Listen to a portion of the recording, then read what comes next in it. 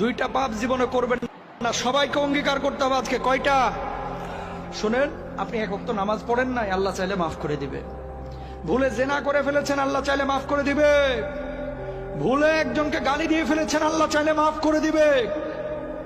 ভুলে ফজরের নামাজে জাগতে পারেন নাই বা ইচ্ছে করে জাগেন না একদিন, আল্লাহ চাইলে মাফ করে দিবে। রোজা একটা করেন না, আল্লাহ চাইলে মাফ করে দিবে।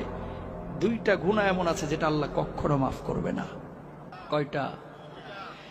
এক নাম্বার হচ্ছে বান্দার হক নষ্ট করা, দুই নাম্বার হচ্ছে শিরিক করা। প্রিয় ভাইরা আমার, কলিজার টুকরারা আমার, খবরদার ভাইয়ের সম্পদ হয়ে ভাইয়ের সম্পদ নষ্ট করেন না, ভাই হয়ে ভাইয়ের সম্পদ নষ্ট করেন না, ভাই হয়ে বোনের সম্পদ মেরে দিয়েন না, আরেকজনের হক নষ্ট করে আরেকজনের জমি দখল করেন না।